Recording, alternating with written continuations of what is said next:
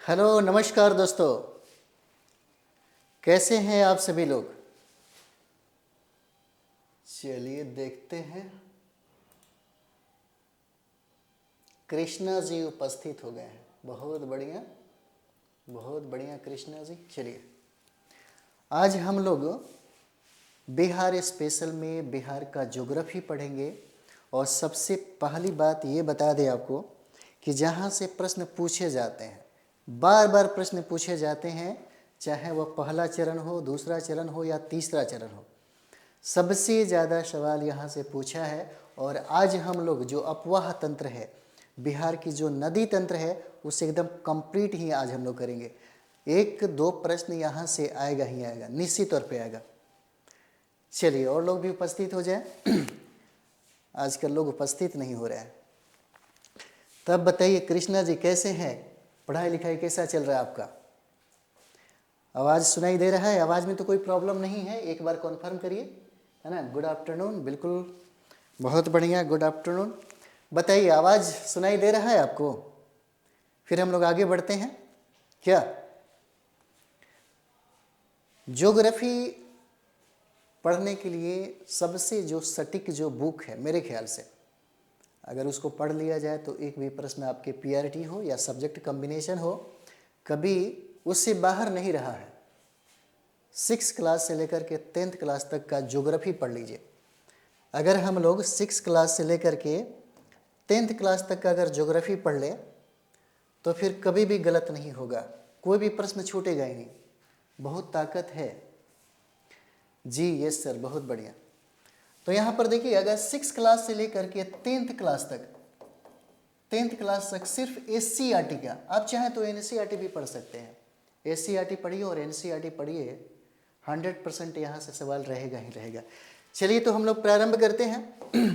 देखिए अभी हम लोग बिहार में नदियाँ, बिहार का जो अपवाह तंत्र है उसको पढ़ लेते हैं।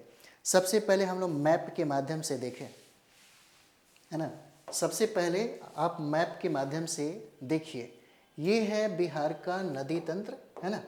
यहाँ से बार बार प्रश्न पूछा जाता है, बार बार प्रश्न यहाँ से पूछा जाता है। नदी तंत्र से बार बार प्रश्न पूछा गया आपके एग्जाम में। तो जैसे में हम लोग यहाँ पर देखेंगे तो ये जो मोटा में जो दिख रहा है आपको, यही है गंगा नदी। और ये गंगा नदी बिहार को 2 भागों में बांटती है। ये गंगा नदी बिहार को 2 भागों में बांटती है। एक हो जाएगा ये जो क्षेत्र हम लोग यहाँ पर देख रहे हैं, ये हो जाएगा उत्तरी बिहार। और उत्तरी बिहार में सबसे बड़ी जो समस्या है, जो सबसे प्रमुख समस्या है, वह प्रमुख समस्या है बाढ़ का। यहाँ पर बाढ़ की प्रमुख समस्या है उत्तरी बिहार में।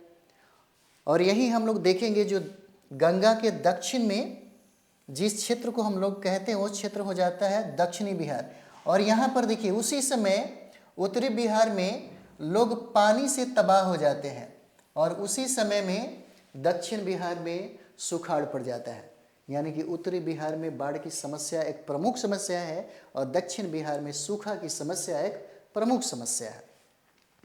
अब यहाँ पर समझेंगे कि उत्तरी बिहार में बाढ़ की समस्या क्यों हो जाती है, क्योंकि अक्सर पूछा गया है कि कौन ऐसी नदियां हैं जो उत्तर से आकर के गंगा में समाहित हो जाती है, गंगा में विलीन हो जाती है, गंगा में है ना संगम करती है। सबसे पहला प्रश्न जो बार बार पूछा जाता है। एक प्रश्न ये भी पूछा जाता है कि कौन ऐसी नदी है जो उत्तर प्रदेश और बिहार की सीमा, मतलब जो बाउंड्री है वो बाउंड्री बनाती है। सबसे ज़्यादा इम्पोर्टेंट ये है। और नदियों की विशेषता, कौन सी नदी कहाँ उद्गम हुआ और गंगा में संगम कहाँ पर किया, ये सबसे ज़्यादा इम्पोर्टेंट है।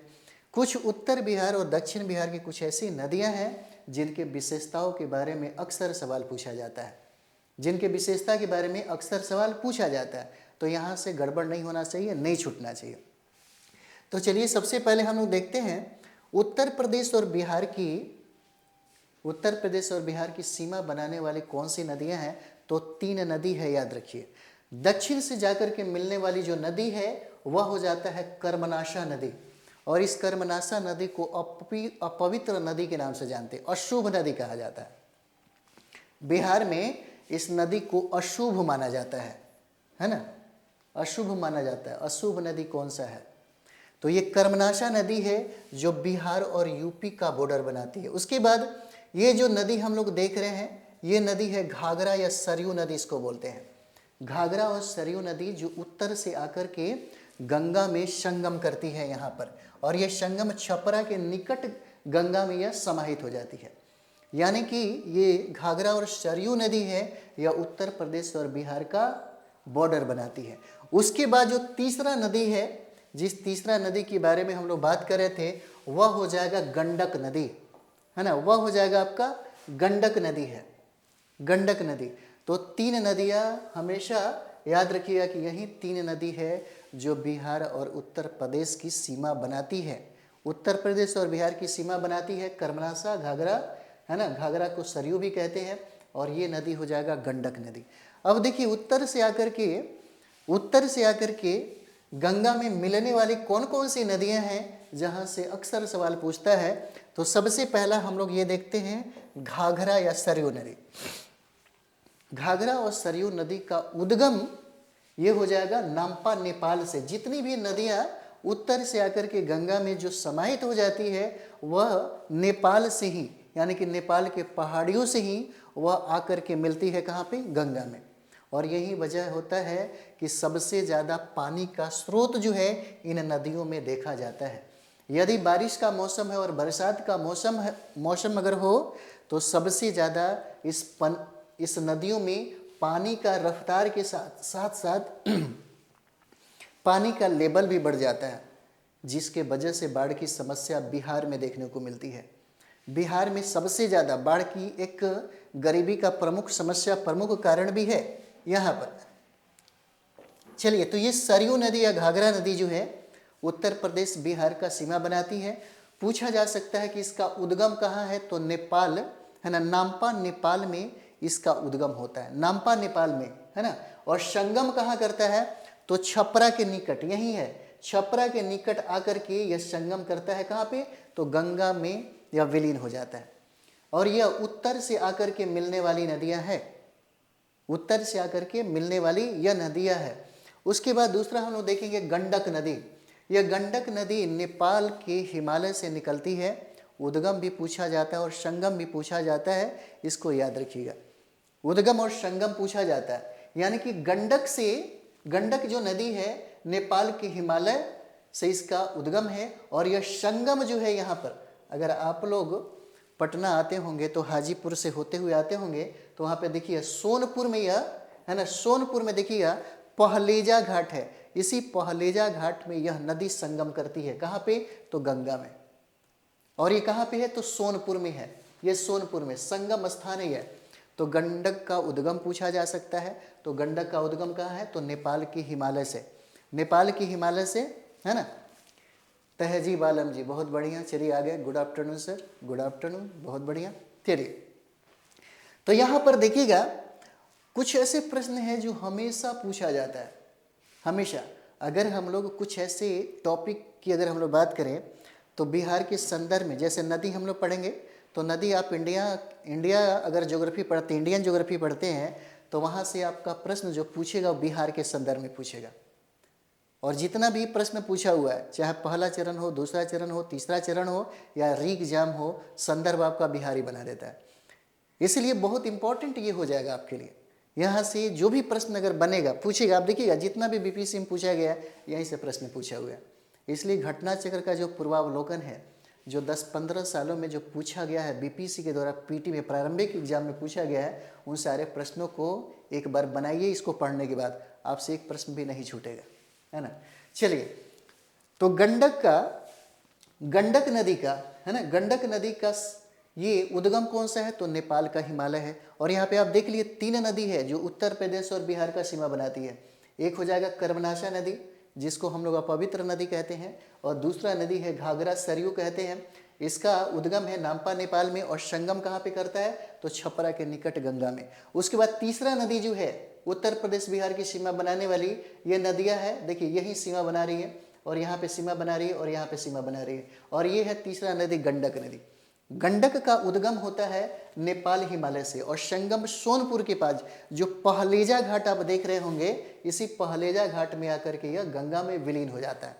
उसके बाद यहाँ पर देखेंगे बूढ़ी गंडक, बूढ़ी गंडक। और जितना भी हम लोग अभी नदी कर रहे हैं, सिर्फ कर्मनाशा को छोड़ करके जितना भी नदी हम लोग देख रहे हैं यहाँ पे, ये सब उत्तर से आकर के गंगा में मिलने वाली नदियाँ हैं। यह भी प्रश्न पूछा जाता है। दक्षिण से जाकर के मिलने वाली नदियाँ कौन सी है, उत्तर से आकर के गंगा में मिलने वाली नदियाँ कौन सी है, बिहार उत्तर प्रदेश का बॉर्डर कौन बनाती है, कौन ऐसी नदी है जो पहलेजा घाट में संगम करती है। तो इस तरह से बहुत सारे प्रश्न पूछे जाते हैं।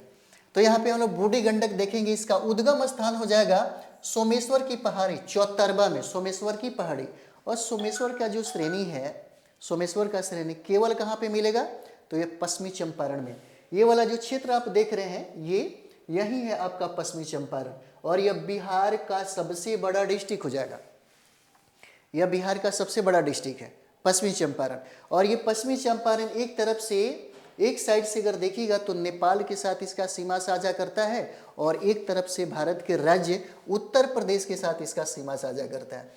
और बिहार में मात्र एक है ना नेशनल पार्क है, और वह नेशनल पार्क है आपके पश्चिमी चंपारण में। और इसी पश्चिमी चंपारण में कहता है कि चौतरबा यानी कि सोमेश्वर श्रेणी, और यहीं पे एक मात्र नवीन एक श्रेणियां है जिसको हम लोग सोमेश्वर की श्रेणी कहते हैं। और यह सोमेश्वर की श्रेणी जो है यह शिवालिक का भाग हो जाता है, शिवालिक का भाग, है ना। जैसे आप देखिएगा शिवालिक का भाग कैसा हुआ, श्रेणी से भी प्रश्न पूछता है। तो अगर भारत का हम लोग श्रेणी पढ़ेंगे तब उस समय बात कर लेंगे, लेकिन भारत की ये श्रेणियाँ पढ़िएगा तो एक ट्रिक है, याद रखिए, अक्सर सवाल आपसे पूछता है। ट्रिक है काल जागरे, है ना, काल जागरे, काल जागरे पीर धौस, पीर धौस, ये है ट्रिक्स। यानी कि हिमालय के पहाड़ियों की श्रेणी जो है इसका ट्रिक्स है। जो सबसे नवीन श्रेणियां है वह नवीन श्रेणियां शिवालिक है, और शिवालिक का ही भाग कौन सा है, सोमेश्वर श्रेणी। तो देखिए सबसे पहले हम लोग अगर ट्रिक्स बनाए हैं तो सबसे पहले देखिए का से क्या हो जाएगा, तो ये हो जाएगा काराकोरम, है ना, काराकोरम हो जाएगा। और काराकोरम के बाद ल से क्या हो जाएगा, तो ये लद्दाख हो जाता है। लद्दाख के बाद जा से क्या है, तो ये जास्कर हो जाएगा।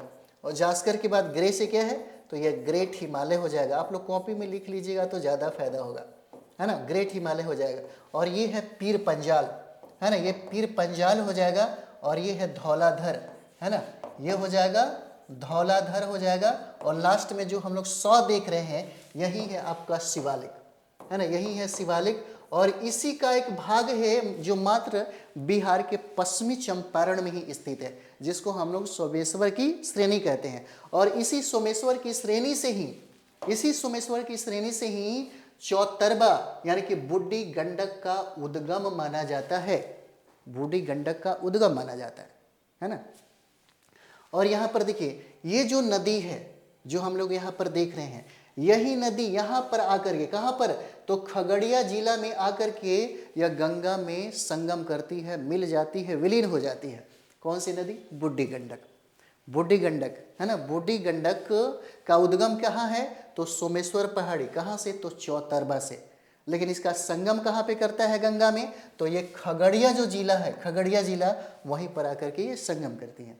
उसके बाद जो इम्पोर्टेंट आपका नदी है वह है बागमती नदी। ये बागमती नदी शिवपुरी श्रेणी के नेपाल से निकलती है। बागमती नदी जो है ना, बागमती नदी, तो बागमती नदी ये शिवपुरी श्रेणी के नेपाल से निकलती है। और देखिए बदला घाट में, यानी कि ये जो नदी है कोसी की सहायक नदी हो जाती है, कोसी की सहायक नदी। ये नदियां जो हैं जिस तरह से आप देख रहे हैं, देखिए यही कोसी की सहायक नदी है। और ये कोसी में यानी कि बदला घाट में जाकर के यह कोसी में मिल जाती है, कोसी में मिल जाती है। उसके बाद यहाँ पर कमला, एक कमला नदी है और इसका उद्गम है महाभारत श्रेणी। महाभारत श्रेणी से इसका उद्गम होता है कमला नदी का।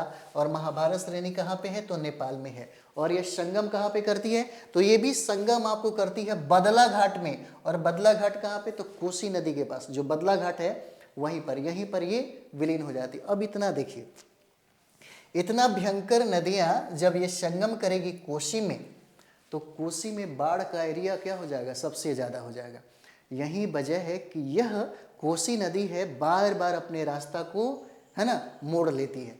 यानी कि सबसे ज़्यादा रास्ता बनाने वाला कौन नदी है, तो यही कोसी नदी है, और जिसके वजह से सबसे ज़्यादा खतरा पैदा होता है, जान माल की क्षति होती है। और यही वजह है कि कोसी नदी को बिहार का शोक कहा जाता है। और सबसे बड़ी बात ये क्या है कि यानी कि गंगा में मिलने से पहले एकमात्र बिहार की एक नदी है जो गंगा में मिलने से पहले डेल्टा का निर्माण करती है। इम्पॉर्टेंट है ना, गंगा में मिलने से पहले क्या है, यह डेल्टा का निर्माण करती है। तो पूछा जा सकता है कि कोसी नदी का उद्गम कहाँ पे है, तो कोसी नदी का उद्गम है गोसाईनाथ नामक स्थान से है, गोसाईनाथ नामक स्थान से है। और यह संगम करती है गंगा में कुरुशेला के पास। यह संगम कहाँ पे करती है, तो कुरुशेला के पास करती है। यहाँ पे इसका संगम कहाँ पे है, तो कुरुशेला में। चलिए नेक्स्ट हम लोग यहाँ पर देखेंगे एक और नदी है जिसको हम लोग महानंदा नदी कहते हैं। यही नदी है महानंदा, है ना, ये देख रहे हैं ये महानंदा नदी है। ये महानंदा नदी, इसका उद्गम है कुर्शियोंग दार्जिलिंग से। और दार्जिलिंग कहाँ है, एक बार प्रश्न पूछा हुआ था दार्जिलिंग कहाँ है ना, तो दार्जिलिंग कितना विद्यार्थी असम लगा लिया। लेकिन दार्जिलिंग आप लोगों को पता होगा दार्जिलिंग कहाँ है ना, एक बार बताइए अगर आपको पता है तो, है ना, बताइए, फिर हम लोग आगे बढ़ेंगे ही। चलिए महानंदा, तो महानंदा का उद्गम हो जाएगा कुर्शियोंग से, और ये कुर्शियोंग है आपके दार्जिलिंग में, है ना।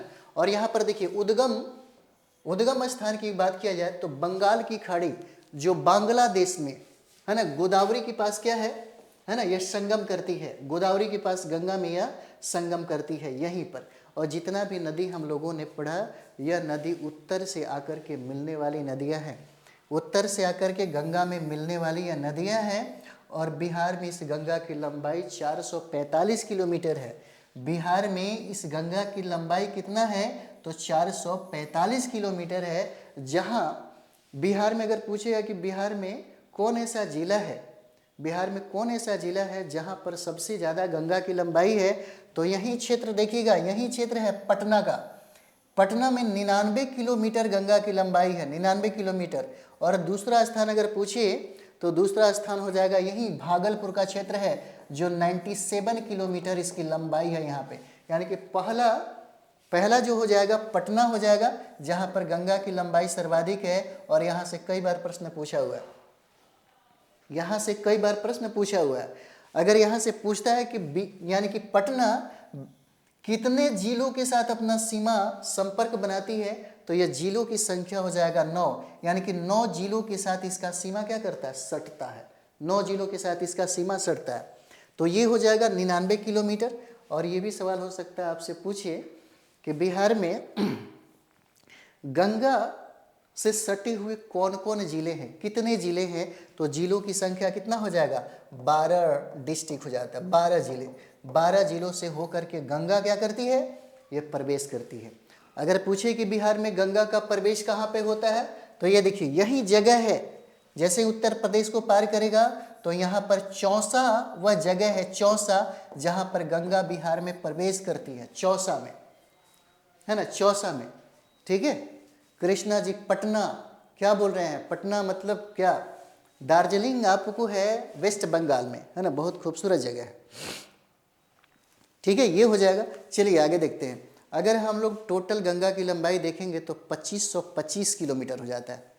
टोटल गंगा की लंबाई 2525 किलोमीटर हो जाएगा। और यह गंगोत्री उत्तराखंड से इसका उद्गम माना जाता है ना। और सबसे ज़्यादा और सर्वाधिक लंबाई की अगर बात करें तो सर्वाधिक लंबाई गंगा का उत्तर प्रदेश में ही है, सबसे ज़्यादा। उसके बाद दूसरा स्थान आपके बिहार हो जाएगा। चलिए आगे हम लोग बढ़ते हैं। ये हो जाएगा उत्तरी बिहार। और देखिए यही वजह है कि बिहार को जब गंगा 2 भागों में बांटती है तो उत्तरी बिहार में बाढ़ की समस्या सबसे ज़्यादा होता है, और दक्षिणी बिहार में उसी समय सूखा की समस्या सबसे ज़्यादा देखने को मिलता है यहाँ पर, है ना। चलिए नेक्स्ट हम लोग देखेंगे यहाँ से कि कौन ऐसी नदियाँ हैं जो दक्षिण से जाकर के मिलती है, और कौन ऐसी नदियाँ हैं जो उत्तर से आकर के गंगा में मिलती है। तो हम लोगों ने अभी उत्तर से आने वाली नदियाँ किया, अभी हम लोग दक्षिण से आने वाली नदियाँ करते हैं। देखिए सबसे ज़्यादा इम्पोर्टेंट क्या है, सोन के बारे में अक्सर पूछा जाता है, सोन के बारे में अक्सर पूछा जाता है ना। तो ये देखिए सोन नदी, सोन नदी का उद्गम कहाँ पर है? तो सोन नदी का उद्गम हो जाएगा अमरकंटक। अमरकंटक कहाँ पे है? तो ये हो जाएगा मध्य प्रदेश में। और देखिए यही सोन नदी है ना, ये दक्षिण की ओर जा रही है। दक्षिण की ओर जा करके यह पटना के मनेर एक गांव है, वहीं पर संगम करती है। यहीं पर क्या करती है? संगम करती है और गंगा में मिल जाती है ना। पूछा जा सकता है कि सोन नदी का उद्गम क्या है? तो अमरकंटक हो जाएगा।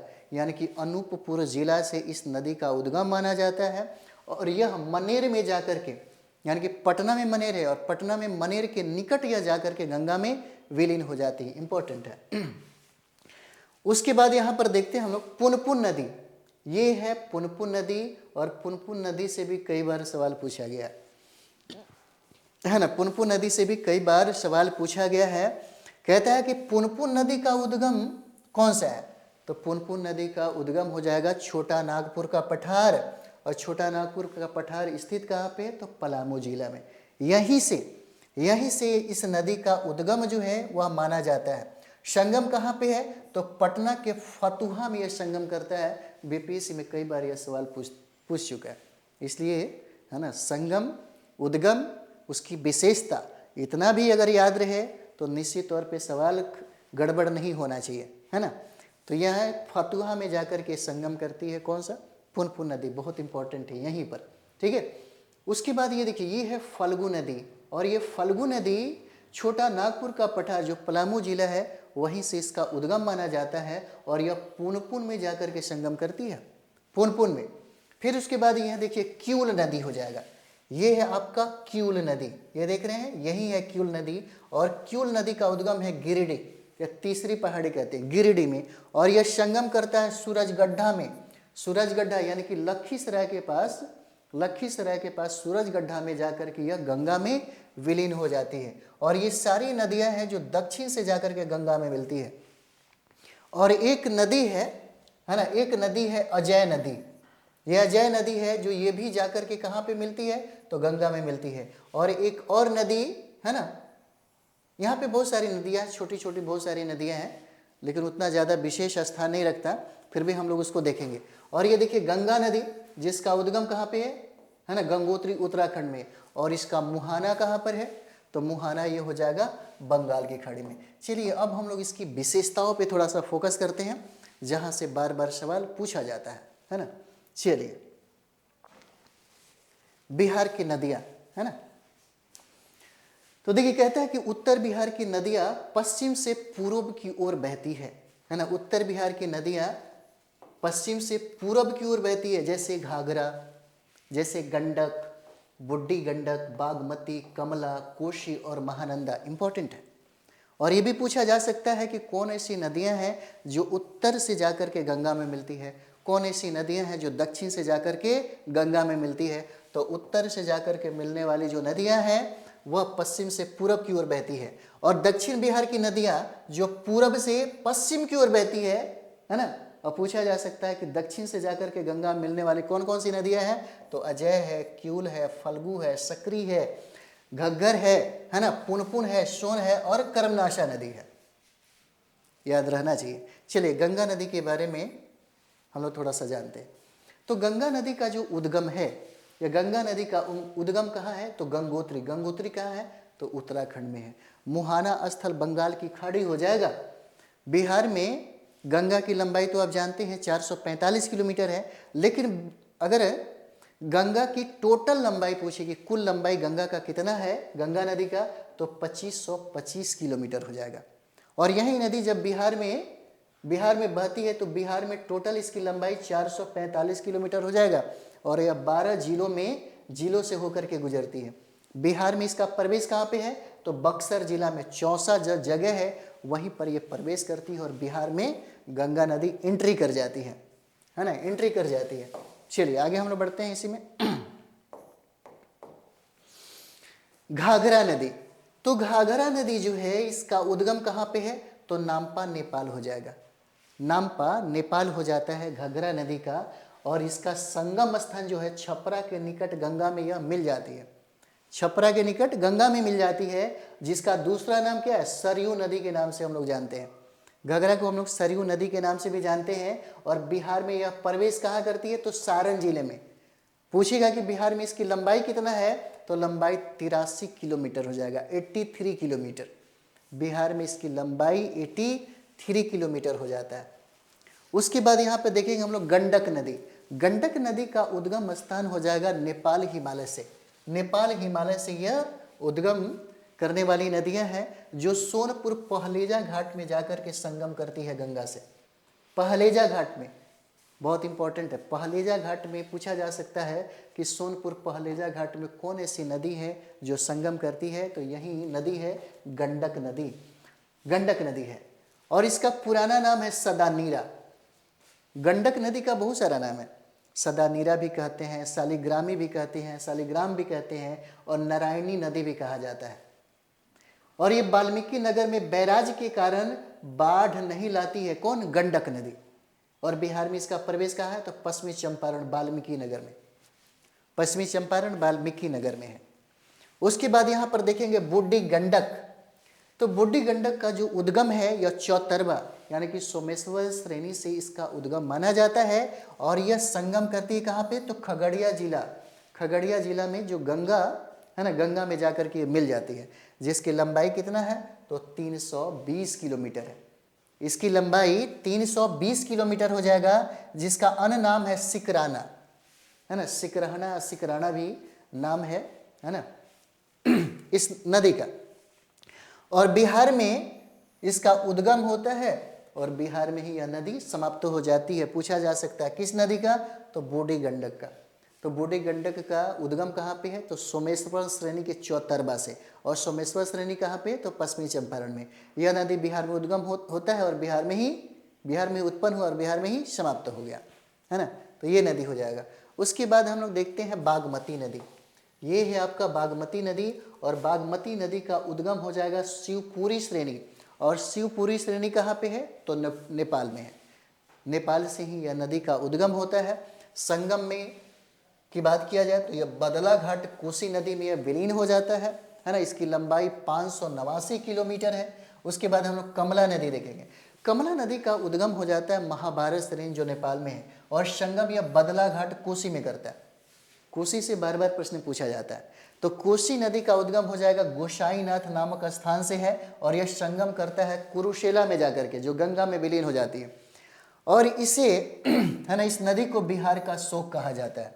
इंपॉर्टेंट है, कौन ऐसी नदी है जिसे हम लोग बिहार का शोक कहते हैं, है ना। तो ये हो जाएगा कोसी नदी। जैसे बंगाल का शोक किसको कहते हैं, तो बंगाल का शोक जो है हुगली नदी को कहा जाता है ना, हुगली नदी को कहा जाता है।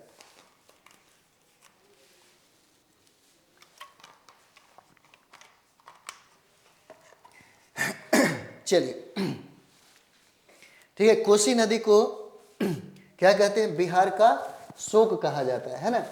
और बिहार में यह प्रवेश कहाँ करता है, तो सीतामढ़ी जिले में।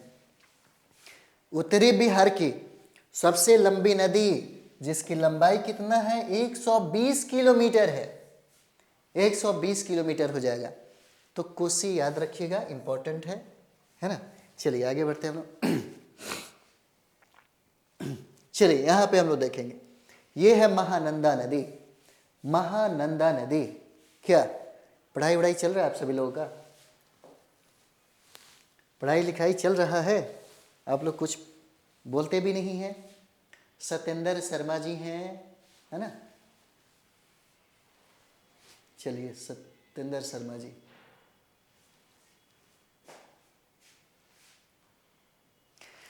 चलिए बढ़ते हैं। यहाँ पर देखिए उद्गम इसका, महानंदा नदी का उद्गम कहाँ पे है, तो यह उद्गम स्थान हो जाएगा कुर्सियोंग।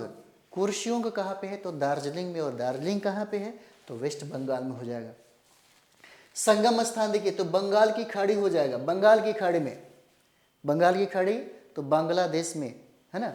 ये देखिए अब बंगाल की खाड़ी में इसका संगम है, यानी कि गोदावरी के पास जो गंगा नदी है। और यह उत्तरी बिहार की सबसे पूर्वी नदी हो जाएगा। पूछा जा सकता है, कम से कम इसको याद रखिएगा, पूछा जाएगा कि उत्तरी बिहार की सबसे पूर्वी नदी कौन है, तो यही नदी महानंदा नदी हो जाएगा। और यह गंगा में बाएं तरफ से मिलने वाली अंतिम नदी है। यह गंगा में बाएं तरफ से, बाएं दाएं, इसे भी याद रखिएगा तो ज़्यादा फायदा होगा, है ना। यह गंगा में बाएं तरफ से मिलने वाली अंतिम नदी है और इसका बिहार में प्रवेश कहाँ पे है, तो किशनगंज जिले में। और यही किशनगंज जिला जहाँ पर सबसे ज़्यादा वर्षा होता है, बिहार में सबसे ज़्यादा वर्षा किशनगंज में, और यहीं पर चाय की भी खेती होती है और चाय का प्रसंस्करण यानी मशीन कल कारखाने भी यहीं पे लगे हुए हैं है ना। चलिए अगला देखते हैं सोन नदी। सोन नदी का उद्गम स्थान है अमरकंटक, अमरकंटक हो जाएगा। और अमरकंटक कहाँ पे है, मध्य प्रदेश में, यानी कि अनूपपुर जिला से इस नदी का उद्गम माना जाता है। और यह संगम स्थान है पटना के मनेर गांव में जाकर के यह नदी संगम करती है, कौन सा, सोन नदी। और गंगा के दक्षिणी सहायक नदियों में इसकी लंबाई सबसे अधिक है, कितना, तो 760 किलोमीटर है, 760 किलोमीटर। और बिहार में यह प्रवेश कहाँ पर करती है, तो रोहतास जिला में करती है ना, रोहतास जिला में है। चलिए आगे हम लोग बढ़ते हैं। नेक्स्ट हो जाएगा हम लोग का फल्गु नदी, है ना, फल्गु नदी है। तो फल्गु नदी का उद्गम स्थान कौन सा है, तो छोटा नागपुर का पठार है, छोटा नागपुर का पठार यानी कि पलामू जिला में।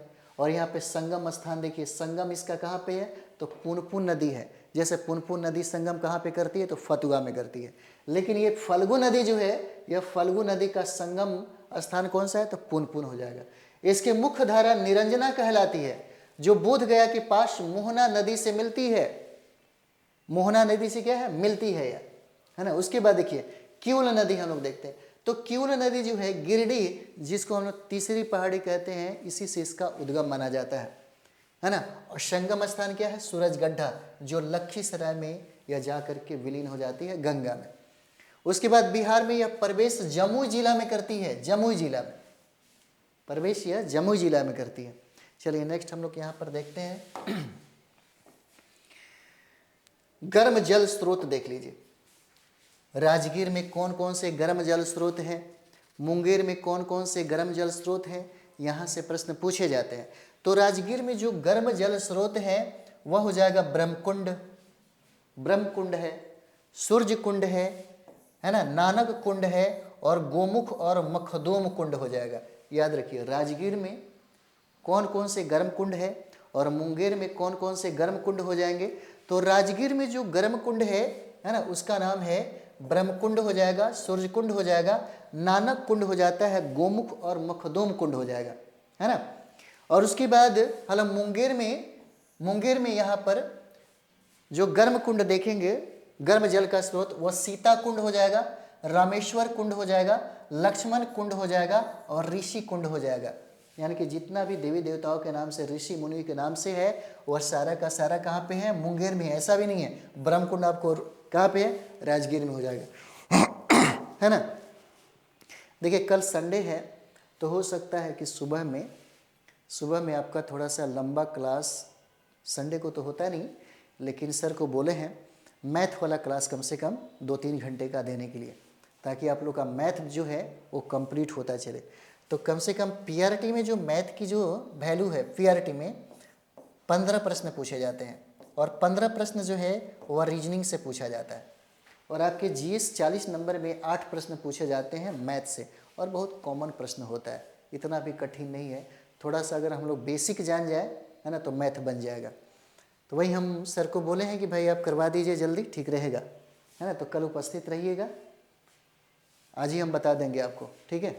चलिए तो यहाँ पे गर्म जल स्रोत जो है, तो राजगीर में पूछेगा कि कौन कौन स्रोत हो जाएगा, तो ये ब्रह्मकुंड है ना, सूर्य कुंड है, नानक कुंड है, और गोमुख या मुखदुम कुंड कहा जाता है। पूछा जा सकता है कि ब्रह्मकुंड बिहार के किस जिले में स्थित है, तो ये हो जाएगा राजगीर। पूछा जा सकता है कि सीता कुंड कहाँ पे है, सीता कुंड बिहार के किस जिले में है, तो ये मुंगेर जिले में हो जाएगा। फिर पूछा जा सकता है रामेश्वर कुंड कहाँ पर है, तो रामेश्वर कुंड हो जाएगा मुंगेर में। लक्ष्मण कुंड और ऋषि कुंड भी आपको मुंगेर जिला में ही है। चलिए यहाँ पर देखेंगे राजगीर में, तो यहाँ पर कुंड का ताप वर्ष भर में 70 डिग्री सेंटीग्रेड से अधिक रहता है ना। और ये भी कहा जाता है कि यदि आप इस कुंडों में स्नान करते हैं, है ना, तो बहुत ऐसी डिजीज है, बहुत ऐसी बीमारी है जो ठीक हो जाता है। जैसे चर्म रोग के संदर्भ में यह जो कुंड है बहुत ज़्यादा फायदेमंद है। इसमें कभी कभी मतलब स्नान करना चाहिए, फायदा होता है शरीर के लिए, है ना। तो यहाँ पर कुंड का ताप वर्ष भर में कितना, तो 70 डिग्री सेंटीग्रेड से अधिक रहता है। और मुंगेर में यहाँ पर देखिए, यहाँ पर कुंड का ताप वर्ष भर में कितना, 58 डिग्री से भी अधिक रहता है। उसके बाद नोट, इसके अतिरिक्त भी बिहार राज्य में अनेक गर्म कुंड विद्यमान है। यहाँ पर अनेक गर्म कुंड जो है यह विद्यमान है। तो यहाँ से भी प्रश्न जो है पूछा जाता है ना, याद रखना क्या जरूरी है। चलिए यहाँ पर हम लोग देखते हैं, अभी हमने कहा था कि बिहार में बाढ़ की समस्या सबसे ज़्यादा है, यानी कि उत्तरी बिहार में बाढ़ की समस्या क्या है, सबसे ज़्यादा है। और बाढ़ के संदर्भ में प्रश्न तो पूछा ही जाता है। तो देख सकते हैं आप देखिए सबसे पहले मैप में, है ना, ये जो इंडिकेट किया गया है यहाँ पर समझिए, ये जो हम भी रेड पेन से ही इंडिकेट कर देते हैं। ये देखिए जितना भी ये क्षेत्र हम लोग देख रहे हैं, ये क्षेत्र है बाढ़ इलाका क्षेत्र हो जाता है। ये जो है सबसे ज़्यादा भयंकर बाढ़ जो है इसी जिले में देखने को मिलता है, यही जिला है सबसे ज़्यादा बाढ़ वाला क्षेत्र है यह, है ना। सबसे ज़्यादा क्या है, बाढ़ वाला क्षेत्र है, इतना याद रखिएगा। दिख रहा है ना ये जो एरिया है, इसलिए मैप रखिए, मैप अगर रखिएगा तो गंदा करिएगा तो ज़्यादा सीख पाइएगा। हम आपको यहाँ पर बार बार बताते हैं, सिर्फ पढ़ने से कंप्लीट नहीं करा जा सकता, उसके लिए प्रैक्टिस करना बहुत ज़रूरी है। और यही सब चीज़ें तो है जो प्रैक्टिस के लिए आपको, है ना, सबसे बेहतर डायरेक्शन देगा। यही प्रैक्टिस करना है। मैप को लीजिए, गंदा करिए, है ना, इंडिकेट करिए बिहार में, है ना, बाढ़ का क्षेत्र कौन कौन सा हो जाएगा। इसी तरह से आप भी बनाइए ताकि आपको दिख जाए, अच्छा बाढ़ की सबसे ज़्यादा प्रमुख समस्या इसी क्षेत्र में है। लगभग 17.5 यानी कि 17.2% क्षेत्र पर बाढ़ की समस्या देखने को मिलती है। ये सबसे ज़्यादा बाढ़ प्रभावित वाला क्षेत्र होता है।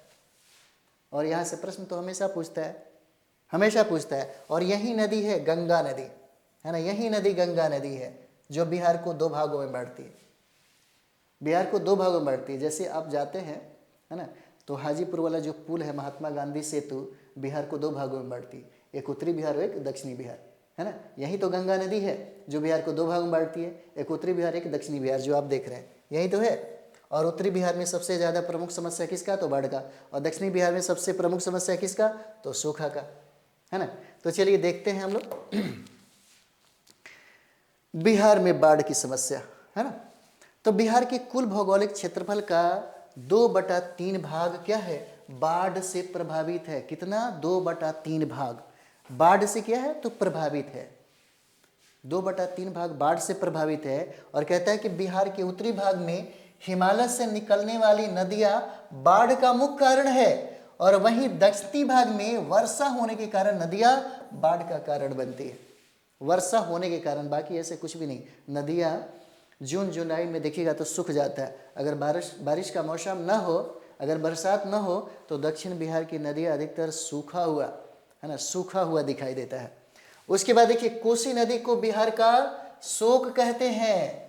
कोसी नदी को बिहार का शोक कहा जाता है। और वर्ष 1975 में पटना में बाढ़ के बाद, है ना, गंगा तटबंध का निर्माण यहाँ पर हुआ 1975 में।